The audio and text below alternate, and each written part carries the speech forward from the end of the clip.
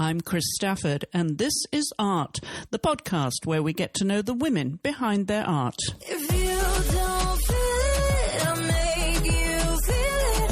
I'll show you what I mean.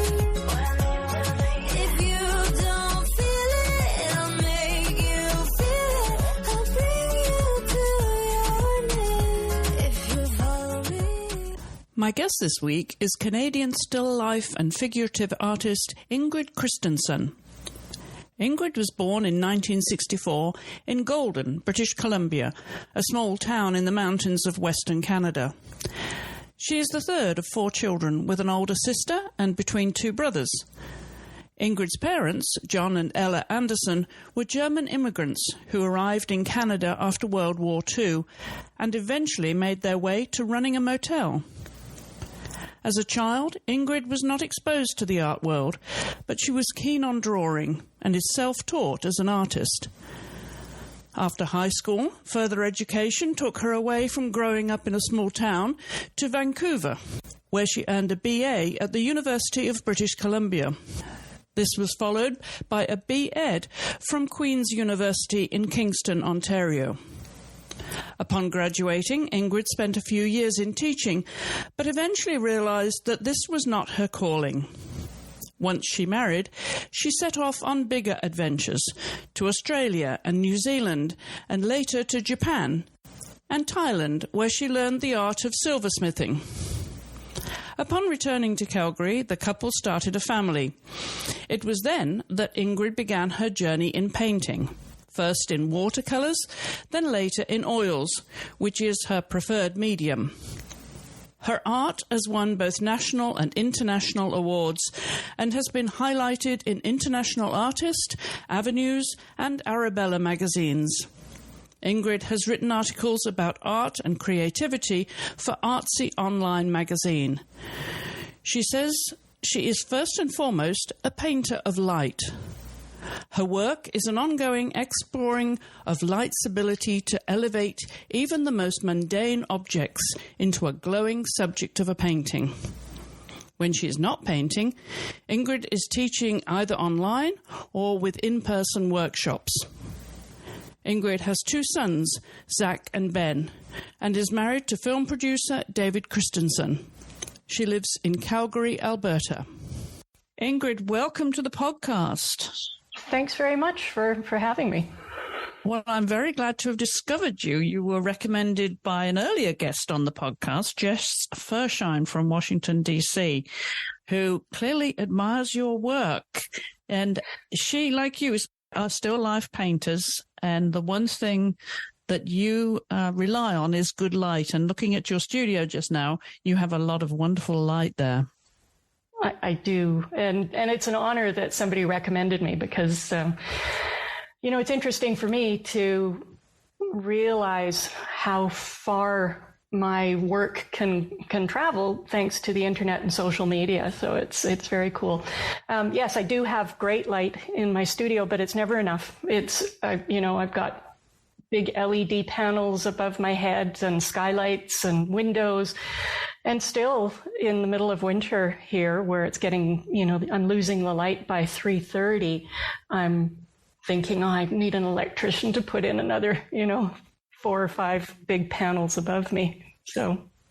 Well, yes, you are further north, of course, being in Calgary.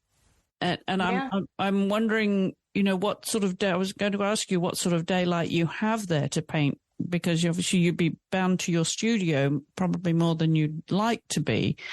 So what sort of painting hours do you get in a day, Ingrid? Well, usually I paint for about 6 a day. 6 is about average. And I am a studio painter. I mean, I do paint plein air, and I think that's invaluable for just seeing how real natural light works on color, to go outside and actually see, under different lighting conditions, what happens to the color of green grass or that person's red shirt or whatever under the cloudy sky as opposed to under the bright sunlight. You can't figure that out in the studio with spotlights. No matter how good the spotlights, I've got a really great photo from a Photoshop, I've got this floodlight for illuminating my still life. And I asked them at the time that I bought it, I said, I'd like something that mimics the sun. I want really bright, I want hard, crisp-edged shadows, because that's my ideal. I just love sunlight on color.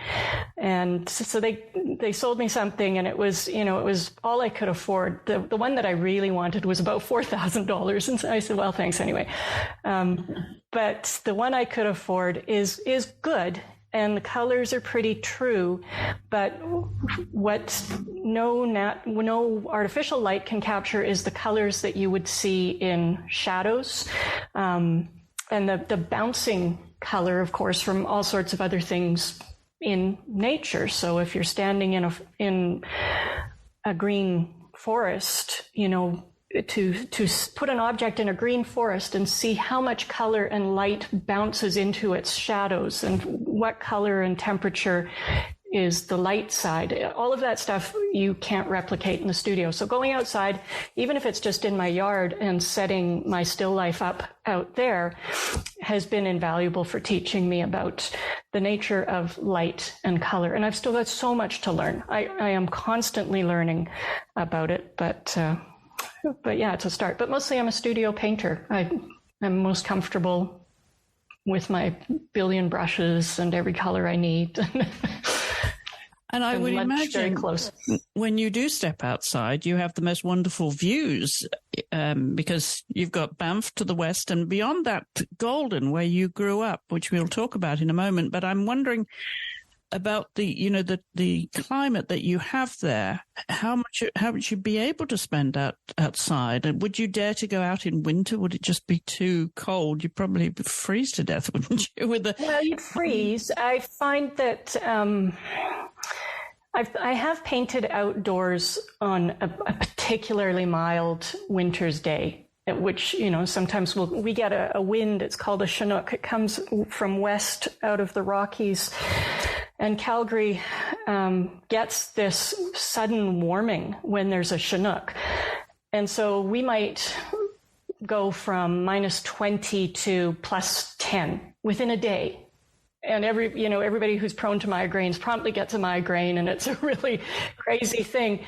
But on days like that, I have been out painting, but I find that my fingers don't work beyond lower than 5 degrees Celsius. I'm not sure what that is in Fahrenheit, but 5 is sort of my tolerance. Then my fingers just go numb and I can't do anything with them. But you can go out plein air painting from a car. So some people have car like steering wheel little easels where they put a tiny panel on a little rig that attaches to their steering wheel, have their paints and whatnot beside them on the passenger seat, and have managed to keep a year-round outdoor practice that way.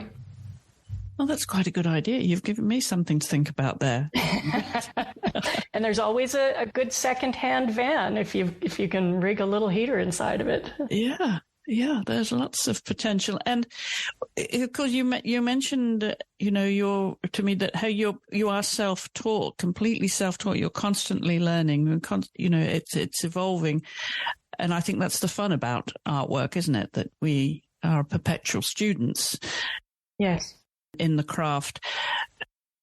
I'm wondering really, when you began your art career, so to speak, what was it that inspired you and motivated you to think, okay, I'm going to teach myself and I'm going to be able to do this?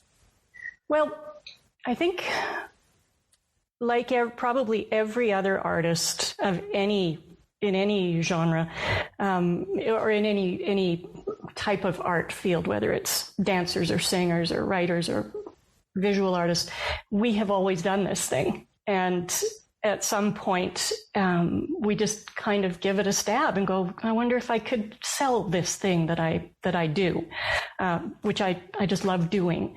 I wonder if there's a place where I could make some money at it. And so I was the kid who was always drawing and, doodling little horses mostly into the margins of my quizzes. After I'd finished them, I'd sit there and wait for the class to be over and doodle all over them.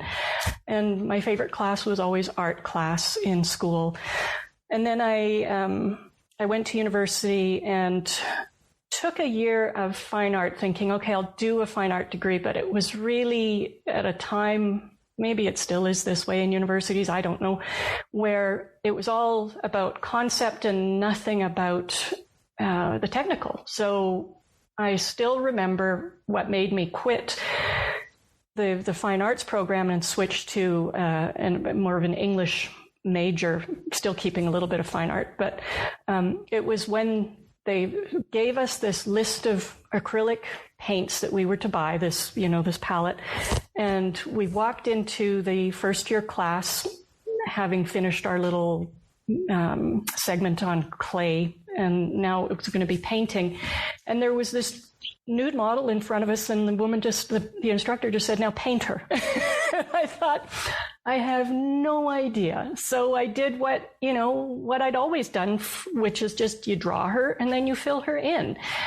And there was just no instruction, and it was all about, what are you trying to say? And it's like, I don't know what I'm trying to say, but I'd sure love to be able to paint this woman so she doesn't look terrible and have, ghastly looking skin color and all of this. So I quit the fine art. I ended up becoming an English major and getting a Bachelor of Ed.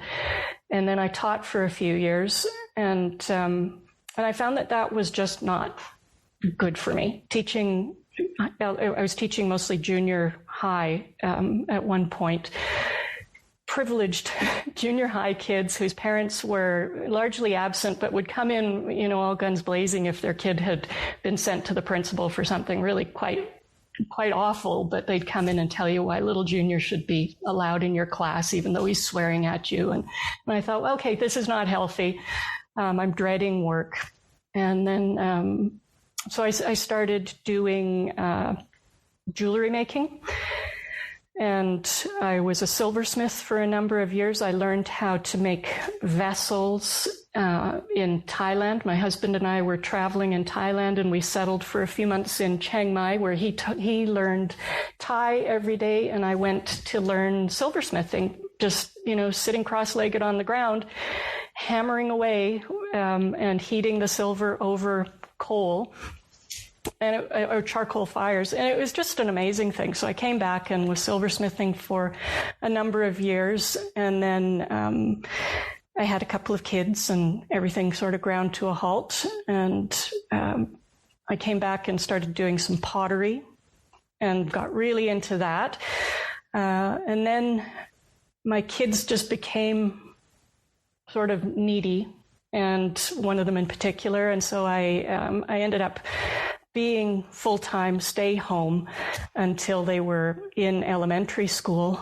And I remember, like, you can't set up a pottery kiln and just kind of go in and do that for a few minutes here and there. You have to really devote hours to it. And I didn't have hours at a stretch. And so really I was doing nothing art related for a few years. But I remember sitting poolside interminably every summer for their swimming lessons.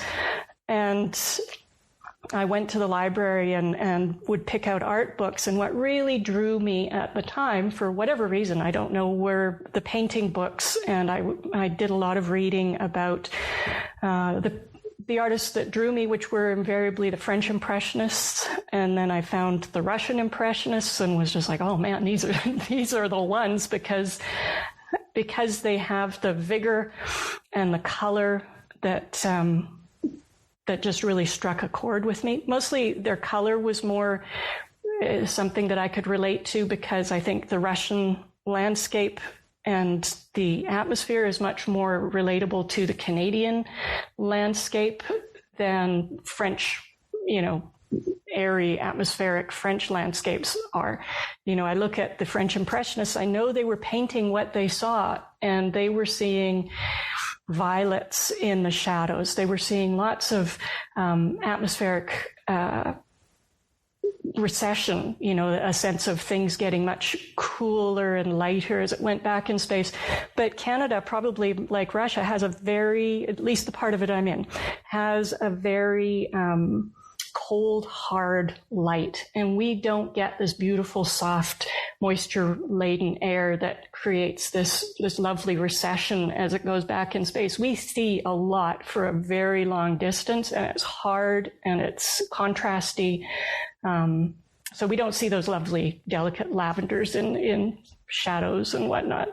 So I found the Russian Impressionists. Eventually, my kids were both in school, and I started watercolor painting because it was something that I could do in the house. I didn't have a studio at the time.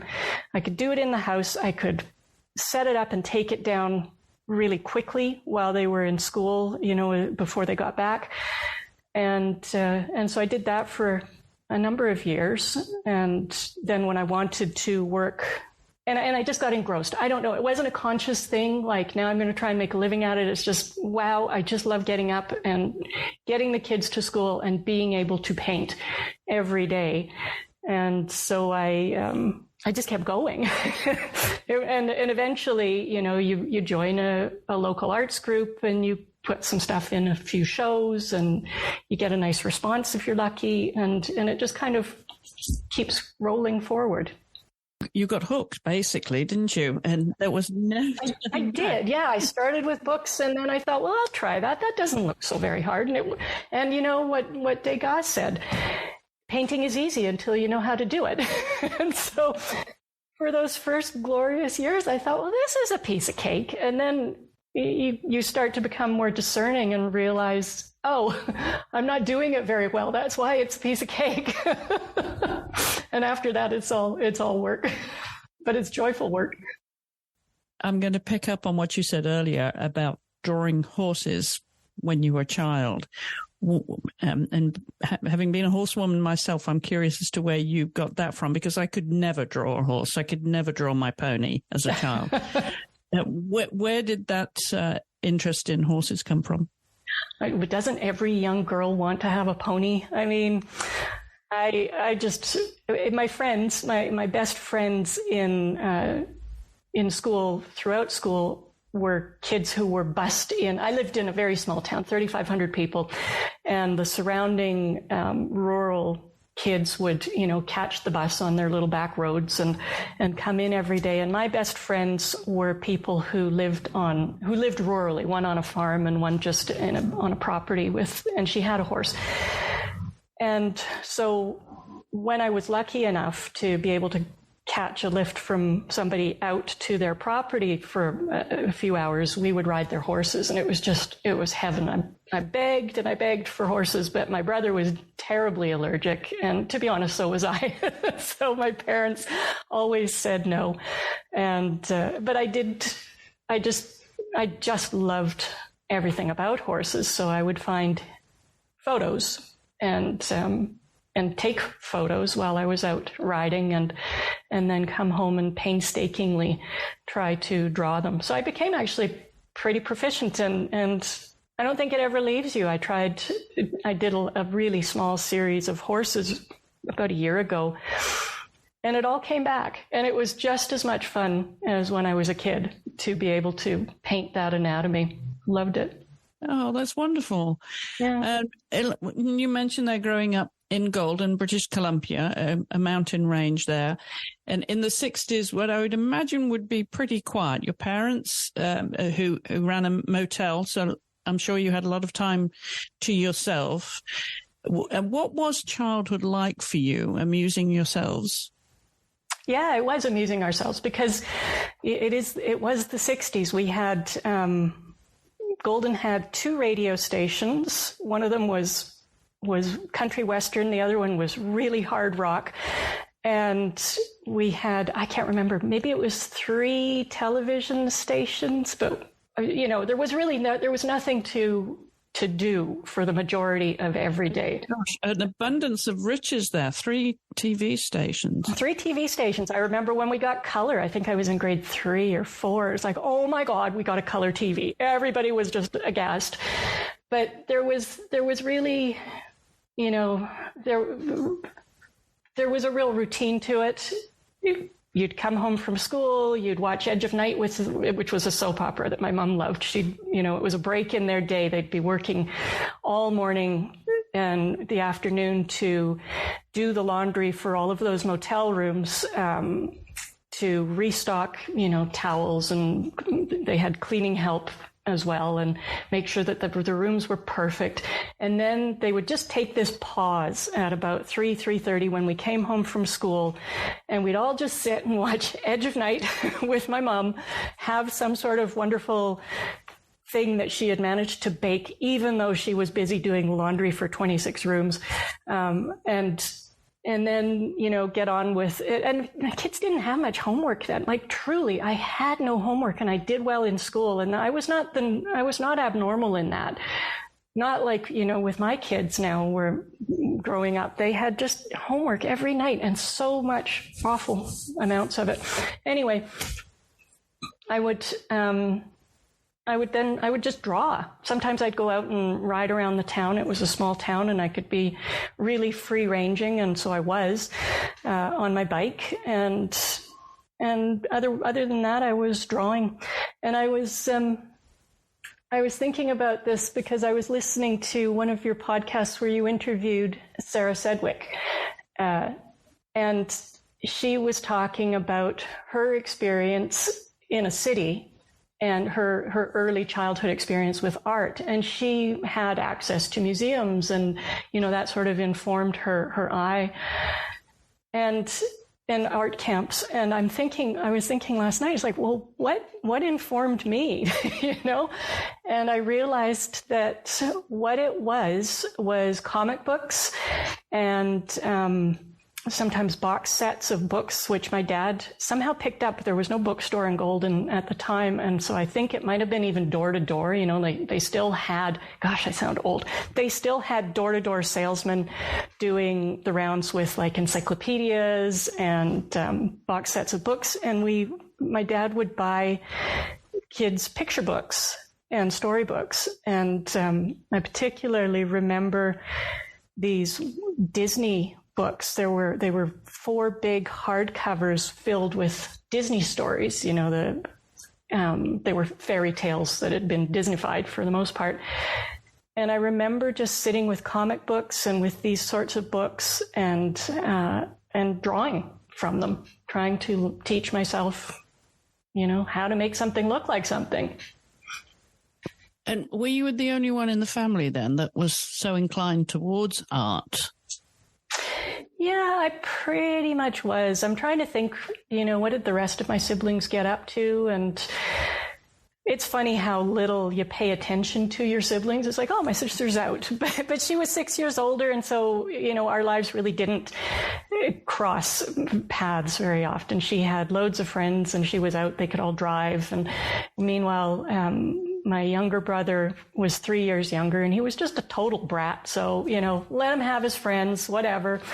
And my older brother, he was more interested in music, not making it, just listening to music and building things. And he was a great model maker. But I was the only one who would sit with a pencil as my entertainment.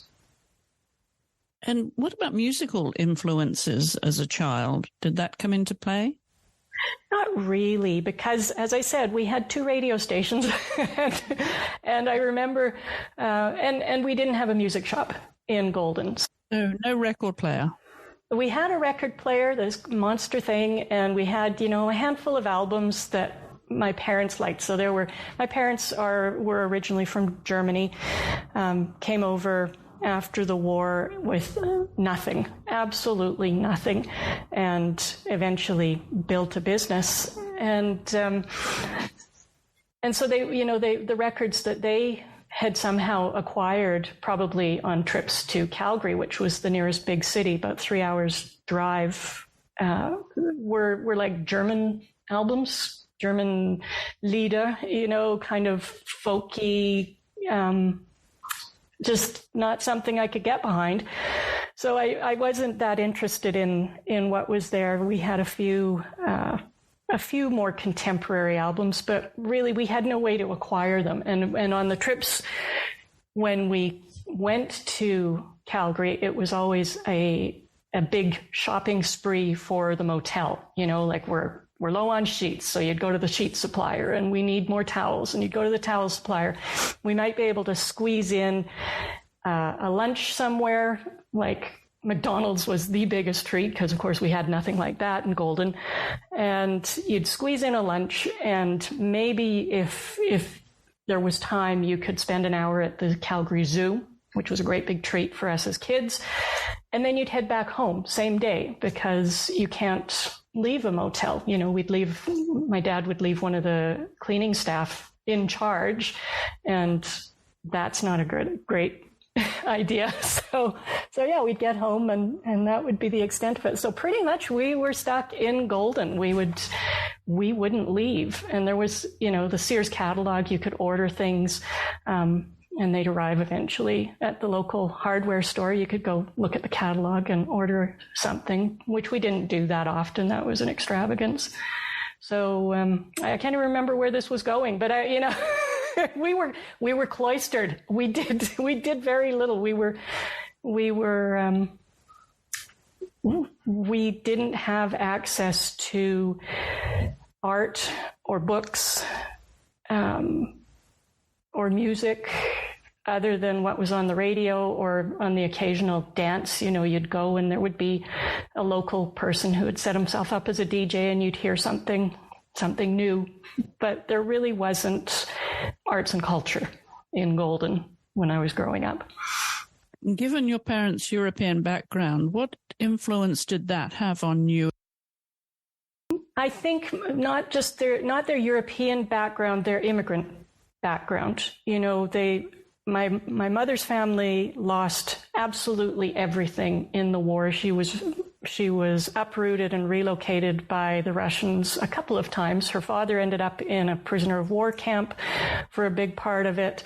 Her mother was really unwell, and being the eldest, my mom, and the eldest being like 14, 13, my mom had to care for her siblings and her mother. They had to move from one country to another with a cart. That at time they had to sell the horse, or maybe it was commandeered, I'm not sure. And so my mom was pulling it at times. And so my dad's experience was less traumatic, but still, you know, wartime Germany, growing up in that is no cakewalk either. And so they came over, they didn't know the language. My dad came over first. He had $10 to his name, and he didn't speak English. And he came over with a friend because they had heard that you could make money there working on railways. And so he worked as a laborer, and then as a milkman. Eventually, he got to know my mom through a friend who was a nurse in Germany, and my mom had eventually managed to, after the war, become a nurse, trained to become a nurse, and she looked after a relative of my dad's, and the relative, I think it was an aunt, sent Dad a note and sent him a letter and said, you know, I've met this wonderful girl, she'd be perfect for you. And so Dad sent for Mom. He sent her a picture. She sent him a picture. She came over on the boat, crossed Canada from Halifax to middle of nowhere Golden, and then they got to know each other, and everything about their lives was hard, and poverty was just, you know, constant. And so not the European background, but the immigrant background, having to start absolutely from zero and build a life, I think it affected all of us. My siblings and I are all hard workers. We're not profligate. We're very practical. And yeah, we rely on ourselves, I think, a lot. We're independent. How did they get started then? Given that they had nothing to build a business in the motel industry as well. Yeah, I know. They worked and saved. And my dad, you know, working on the railway, building railway and then highways as well. He was just saving all of his money, and some of it he was sending back to his parents in Germany, and some of it he was saving. And of course, when he married Mum, they were definitely saving for a family, which there were 4 of us.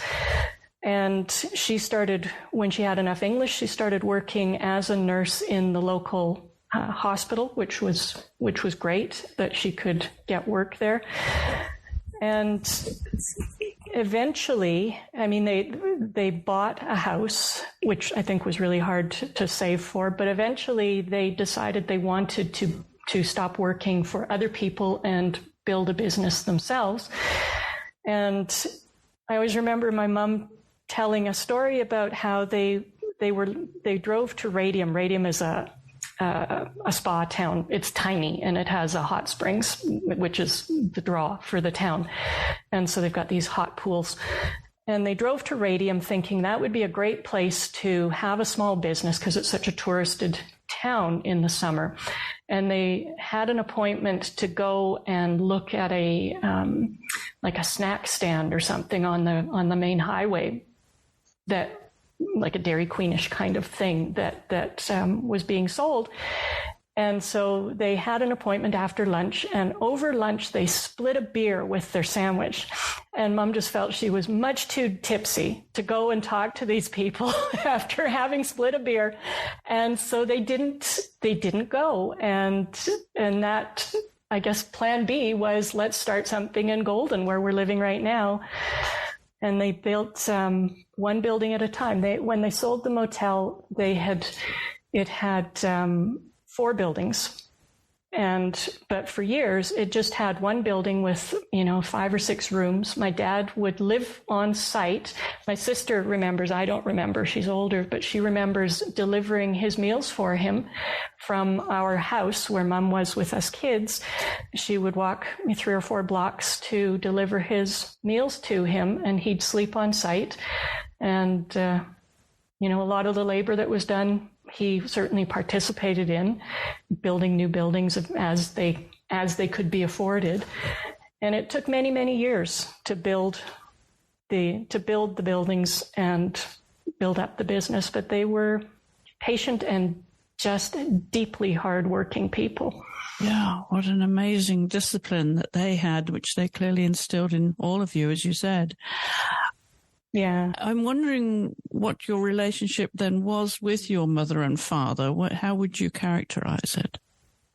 It was good. I mean, they were just really, really busy all the time. A motel is something where you don't get days off. It's 7 days a week. And they would take, as we were growing up, not in the early years when it was just unaffordable, they would take 2 weeks over Christmas, which is when it was really slow in the business. Golden now has a ski hill, so it's not slow over Christmas, but at the time there was no ski hill to draw people. And so they would close it for 2 weeks, have somebody come and make sure the pipes didn't freeze and that sort of thing, and take us somewhere wonderful like California or Florida or Hawaii. And I can't imagine how hard it was for them to save to take a family of 6 to places like that for 2 weeks. It must have been just extraordinary. And so that was when I really would get to know them. I'd see my mom finally relax. She wasn't always running 100 miles an hour to, take care of a family of 6 and take care of this business and get all the laundry done and, for the business and all of that stuff. So I would get to really see what they were like in a relaxed state for 2 weeks out of the year. But for the rest, they were pretty focused and busy morning till night. I remember sitting at the dinner table and somebody, the intercom from the office to the house would buzz, and Dad would have to leap up and go to the office and check somebody in, or maybe somebody needed more towels or whatever. But he was just constantly on the move during every meal. And they were as loving as they could possibly be given very short time with us. And they were strict because, you've got 4 kids and there's bound to be fighting. And so you come in and you just kind of shoo them to their rooms and, smack somebody on the bum with a slipper on the way and hope that they settle down enough so that you can get back to the thing that you've got to get done, before somebody comes to be checked into the room again. It was benign neglect for the most part. Did they read to you at bedtime? I presume they might have. I mean, there were children's books. Some of them were in German, and I know Dad went through a big phase where he was trying to teach us to speak German. He just felt that was important. We had gone back to Germany to see my mother's family. My dad's family, he had sponsored to come over to Canada, so they were with us. But we'd gone to see my mother's family, who ended up being settled in East Germany, which was just awful. And somebody heard us speaking and saw how little we understood or how little we could speak German. We could all understand German just fine, but we couldn't really speak it because we never did at home, the kids. And sort of berated Dad on the street for what are you doing? You're not teaching your kids German. So he came home and he tried to teach us German. And it was terrible. He'd pull us all aside one by one and he'd read these German books to us and, sort of Jack and Jill kind of books and make us write. And that was all I remember of him interacting with us with books. We all eventually wore him down and he quit. So clearly there were no time or places to visit art museums and so on in your youth. Just going back to Golden, and you mentioned how small the town was. Was there a hospital where you were actually born then, Ingrid? Yeah, there was a hospital in Golden. Yep. And it drew in people from many different, outlying small communities. And sometimes a helicopter would come in to the Golden Hospital with somebody who had been injured on the highway or a skiing accident, like a backcountry or whatever. We would get those people as well. So there was a hospital there. Yeah. So leaving home meant what to you? At what age? And what did travel actually mean to you then, growing up in such a small provincial town? Yeah, it was wild. I was sent to Vancouver because my sister and my brother had been sent to Vancouver to go to UBC, and my parents. Another thing, in a little town like that, you don't really have career counselors. There's no such thing. So there was nobody who said, hey, what are you good at? What do you think you'd like to do? Here's how to apply to a university. My parents had to figure that out on their own. So they and friends who had kids of the same age sort of muddled through and helped us, forced us to cobble together university applications because we were expected to go to university. And there was really no two ways about it. And we could have been, of course, you can always say no. I flatly refuse and I run away from home. But we weren't those sorts of kids. And we all went to university and took a thing, just kind of drew a name out of a hat. Well, fine art, or, my sister took French, whatever, almost nothing was put into use career-wise later on, but we were required to go. But university, just the whole being in a big city after living in a town of 3,500 people where we seldom ever left it was just pretty dramatic. So I was grateful for living in residence, and that's like a small town again, and you all eat together in the cafeteria in the first year. And so I could ease my way into it and just make little forays off campus and go, wow, look, there's all this stuff I can go and do in this amazing place. But I can't say that what I did was go straight to an art gallery or a museum. I had no interest in that. I went out and explored restaurants and, bars and dance clubs and that. It was a long time before I got cultured. And then there were boyfriends, I'm sure. Oh, well, yeah, I know. And the boyfriends who were not destined to spend their lives in Golden working in the lumber industry, which was the industry that the town was built around. So, it was lovely, but it was a culture shock. I remember driving down with friends to see the Who in Seattle in the Kingdome, which is long gone. And I think there were 60,000 people in the Kingdome. And I was just, the whole time I was going, yeah, there's the Who, but oh my God, look at how many people. How many times could I fit Golden's population into this building? So quite a cultural shock then. But once you had graduated, what did travel itself mean to you? Were you adventurous? Did you want to go in and explore the world once you'd graduated? Yeah, I did. That happened after I got married. So I got married after I'd been teaching for a couple of years already. So I finished my degrees. I taught school for a couple of years, got married, and then we worked really hard for a year. The two of us saved our money and went to New Zealand and Australia for almost a year, and then came back and worked really hard, saved our money, went to Japan and traveled through Thailand and Malaysia, and then came back and eventually, decided we'd best settle down. And we had kids not that long after that. But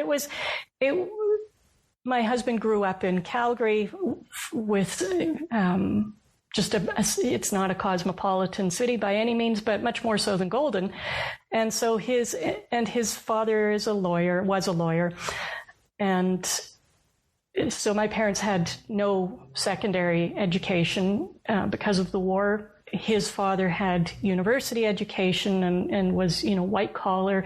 And so just his experience was so different than mine. And he just kind of helped me see a different aspect of the world. It wasn't like, here, get some culture, it wasn't a Pygmalion story or anything, but it was just, you meet somebody and they expand your horizons. He's a great reader, a photographer. He's always been interested in photography. And his friends were more interested in the arts than any of my friends had ever been. And so I was just kind of immersed in that for the first time. And then, he said, we should travel. I said, I'd love to travel. So off we went. How did you meet David? I was living in Calgary. I was teaching, and my sister worked as a recreational therapist in a seniors facility, and he was working between university years. He was working a summer job as a photographer in that facility, and my sister got us together. So she was a matchmaker. What's your sister's name? Rita. Okay, well, shout out to Rita then. I know. Did you thank her? Oh, yes, I have. Yes, I have not been remiss.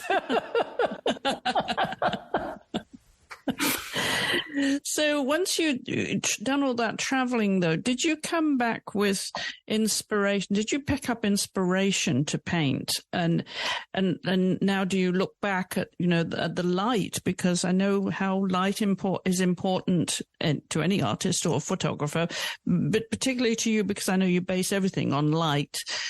Were there any influences there from your travels?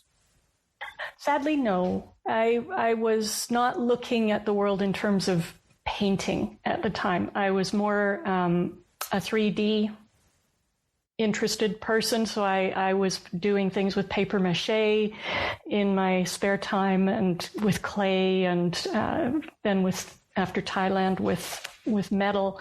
So I was thinking like a sculptor or a metalsmith. And it wasn't until when I was 40 that I started looking at the world as a painter.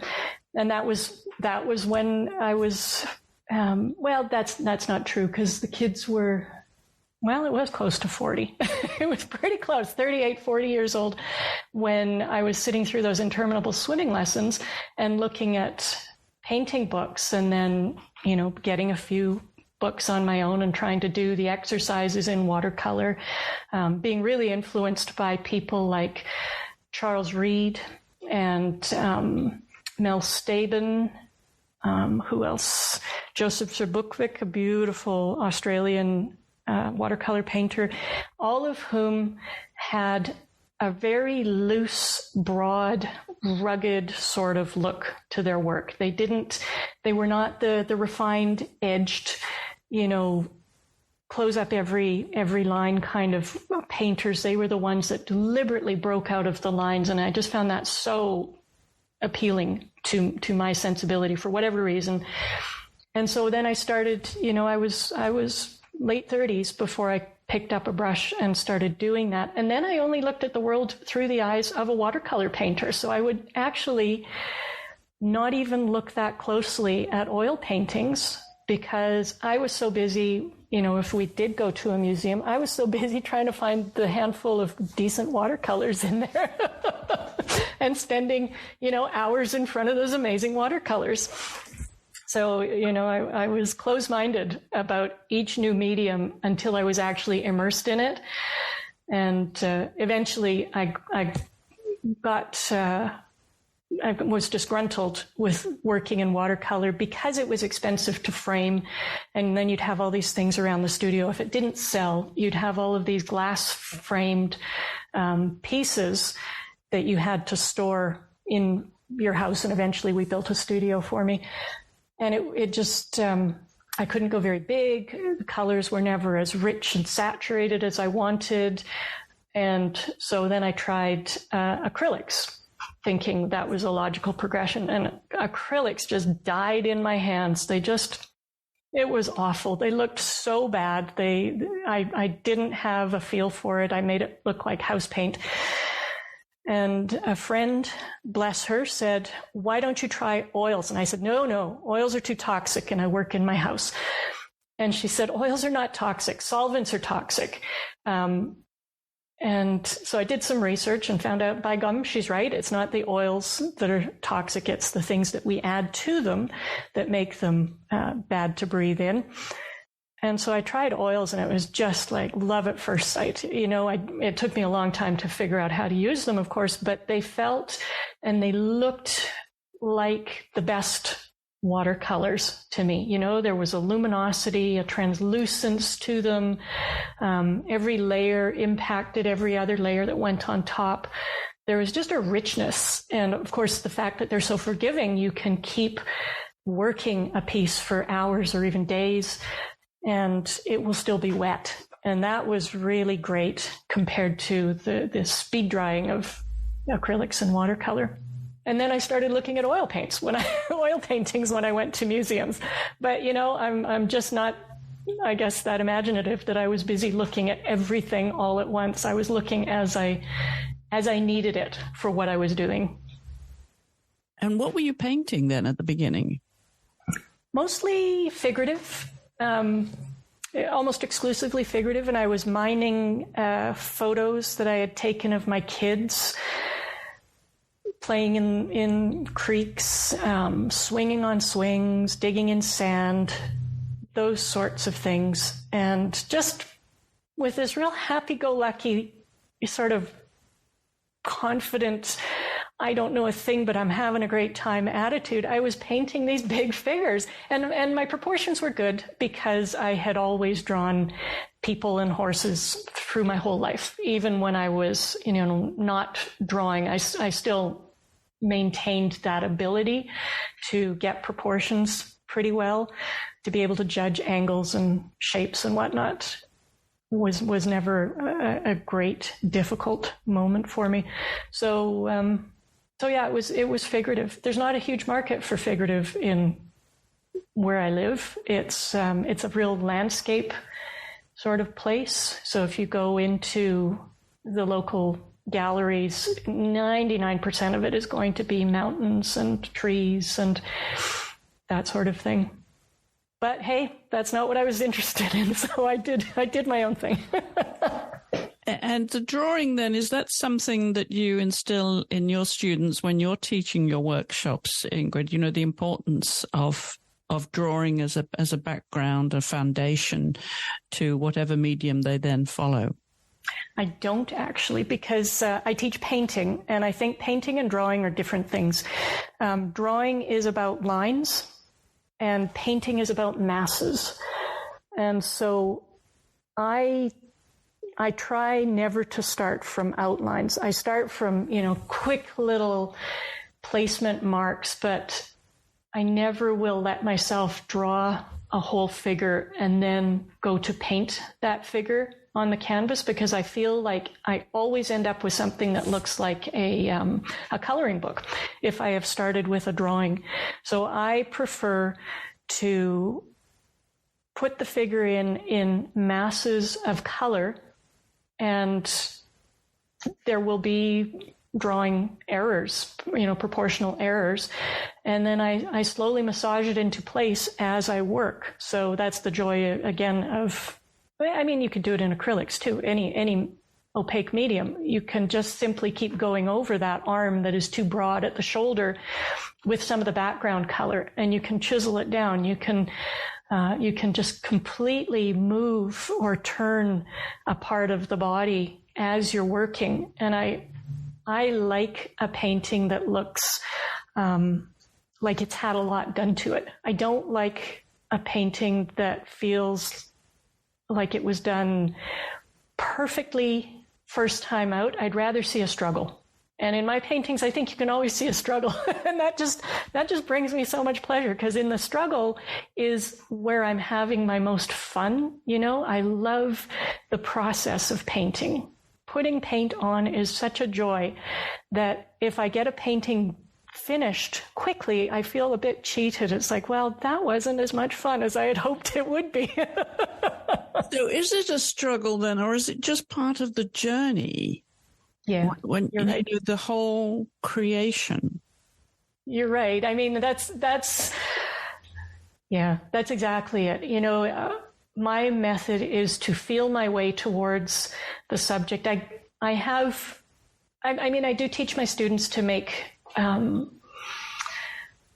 compositional studies, which are essentially no-tans, which I'm sure you're familiar with, just black and white shapes, so that you can see where are my darker colors, how does the weight of them compare to the weight of my lighter colors? Do I have big shapes and small? Do I have an obvious focal point and a leading towards that focal point? I do make them do those compositional studies just because it stops you from thinking, I am painting this person, and I must get the eye just right. And she's got this much, hair, and it's clipped up like that, and get away from the thing.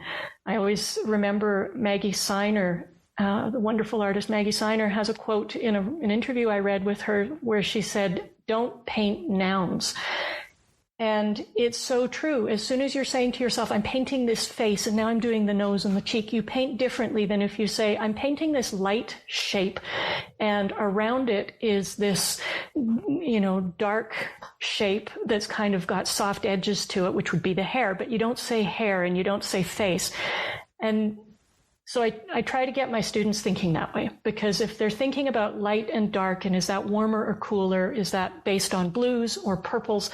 If they're speaking about their work in their brains like that, then they're not being really literal. And I think the painters who come to me to learn, they're trying not to be literal. So that, that's not something I say, everybody must do this. It's just the painters who come to me have come because they see something in my work that they want for their work.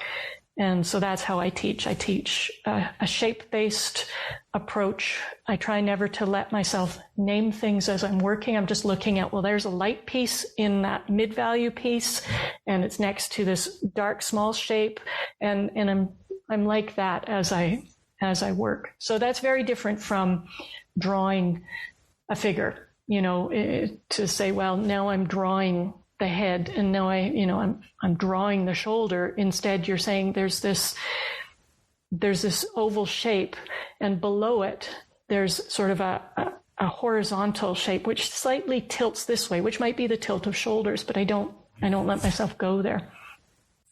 And I also wanted to ask you how you've influenced your boys, Zach and Ben. Are they interested? Have they influenced you in your art, or are you influencing them?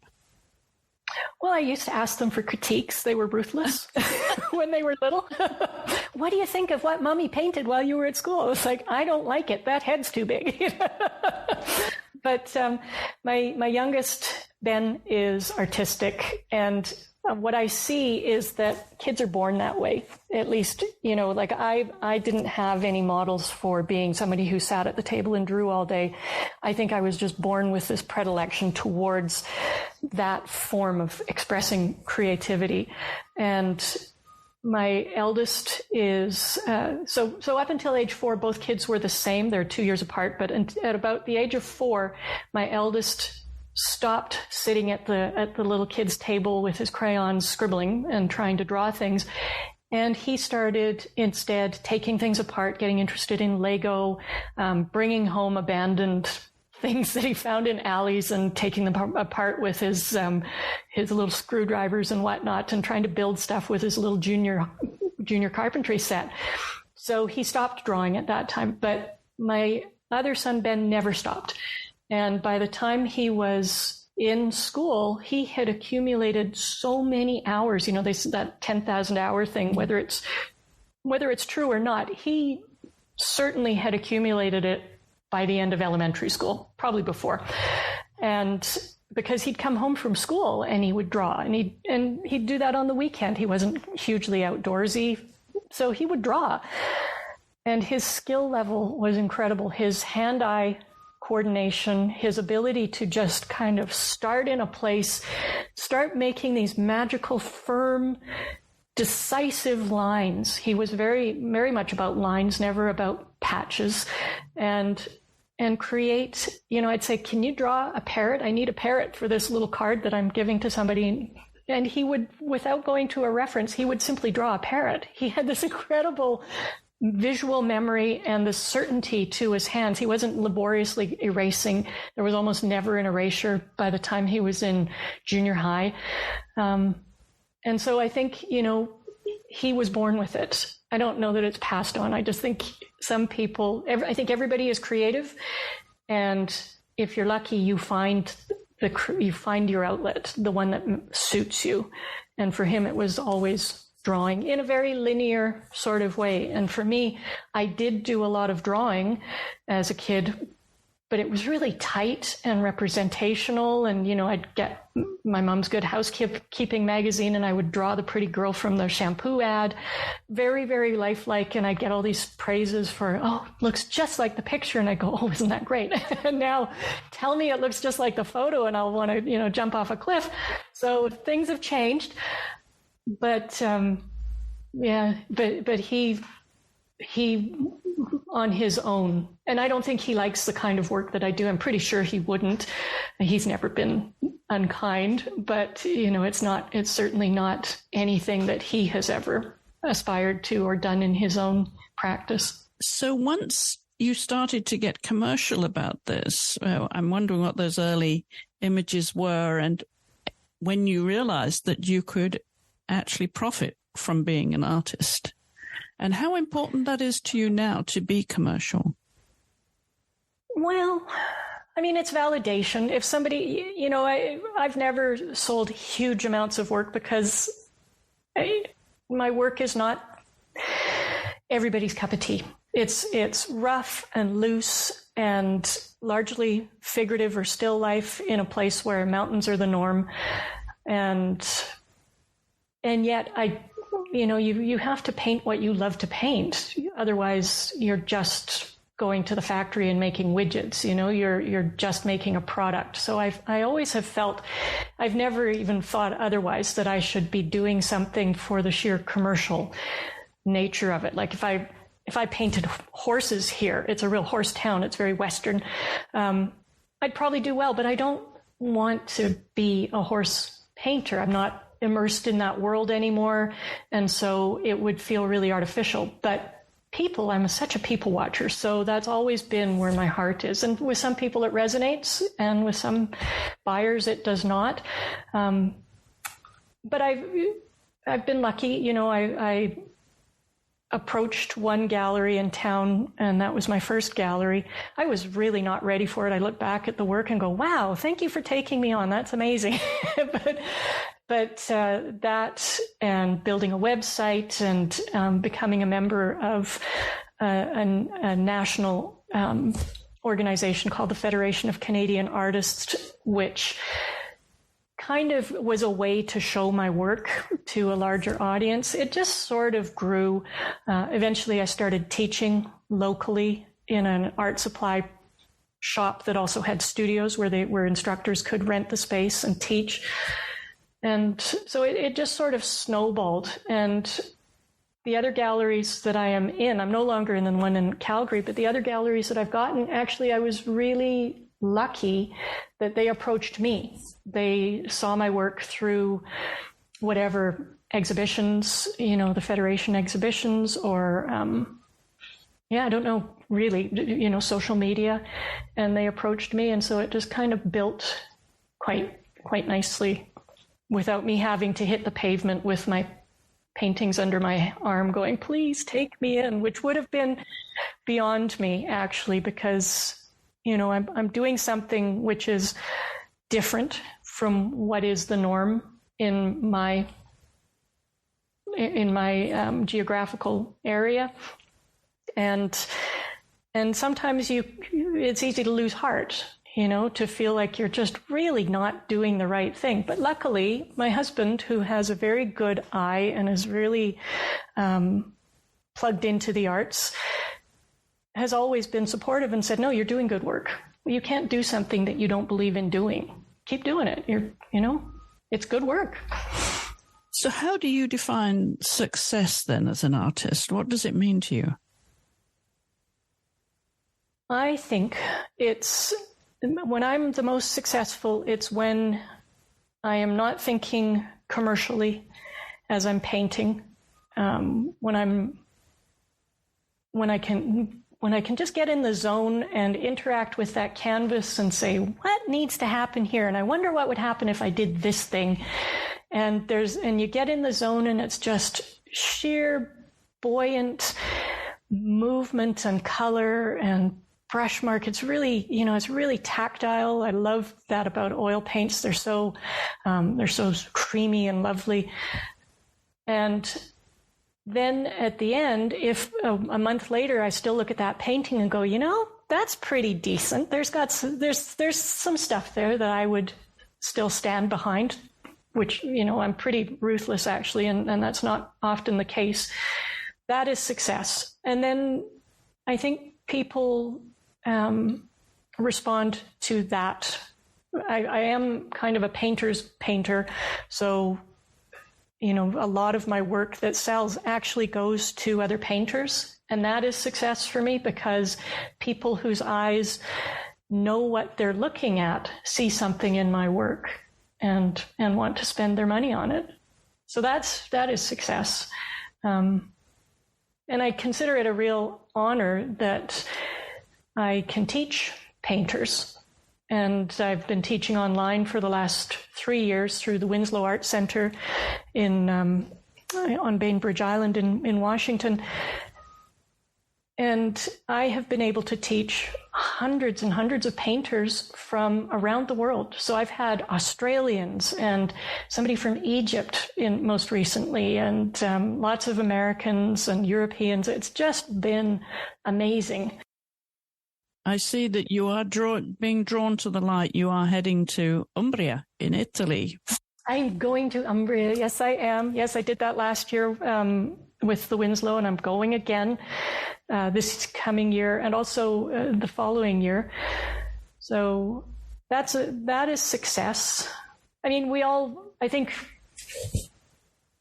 ambivalent about teaching some days, and I think, I just want to be able to sell a lot of work and make all of my income that way, because that would be validation for what I'm doing. But then when I'm teaching and I'm interacting with all these adults who are, unlike when I was teaching junior high kids, these adults have paid good money and they're passionate about what they're doing, and they want to learn, they want to be there. And it's the energy of that, even over Zoom, the energy is incredible. And the work ethic that I see from all of those painters really resonates with me, because I've got it. And I wouldn't actually not want to be teaching. Did I say that right? I would not want to give up teaching, because it's something, you know, I learned from them. I learned by having to create the lessons that are meaningful. I can really solidify my own practice and come up with new ideas for myself as I'm making exciting lessons for them. And also sometimes they will produce things that I go, holy smokes, that's amazing what you just did there. And I learn from them. I see that beautiful work and applaud it and get something for my own practice from them. So that's success. A lot of satisfaction. Yes. Oh, hugely. Yeah. Hugely. And most days you're painting, then you said you can spend about 6 hours a day painting. Yes. So is there a day that you don't paint? Do you free yourself at all, or does this become a discipline? It is a discipline, but it's also a joy, you know, and it is 6 days a week. And the other day is like shopping and bathroom cleaning. But it is a discipline. But every day that I walk into the studio, I have this sense that something great could happen to me today. You know, like I might be able to crack that painting problem there, or I'm always excited. It's really a place of so much creative energy, and I turn on my music sometimes, or I listen to book tapes. And if I'm turning on music, which is something I've started doing a lot more in the last year, I guess, I'm singing and dancing and painting, and the whole thing is just such a great way to spend the day. And I think, you know, I could be in an office cubicle instead. Like, what would that look like? And here I am instead. I've got this beautiful studio all my own, and I can say, I think I'll put a big slap of red right there, and maybe I'll do this and I'll do that, and I can run to the art store and get some new colors, and it's just the best life. I can't imagine. I can't imagine not leading it. It's a wonderful life. Ideal, it seems, for an artist. It is. Well, Ingrid, I want to thank you so much for coming on the show. It's been a pleasure. Thank you for asking. It's been fun to hear your story, and long may you see the light. Thank you. And the links to Ingrid's website and her social media will be in the show notes accompanying this episode, where you'll also find a link to our Instagram account. That's the AART Podcast, Art with 2 A's, where you can also leave comments, questions, or suggestions for guests to come on the show here, any female artists whose work you admire. We would love to hear from you. And also in the show notes, you'll see a list of the female artists whose work the guests admire, and also their playlist too. And if you follow us on Instagram, you may notice that the music that accompanies the post for each guest is, for the most part, taken from their playlist. As always, we would love it if you have a moment whilst you're on Apple Podcasts to leave us a rating and review, because that helps others find the show, because it boosts our rankings. Until next week, when we'll have another inspiring artist, I do hope you'll join me then. For now, thank you for listening.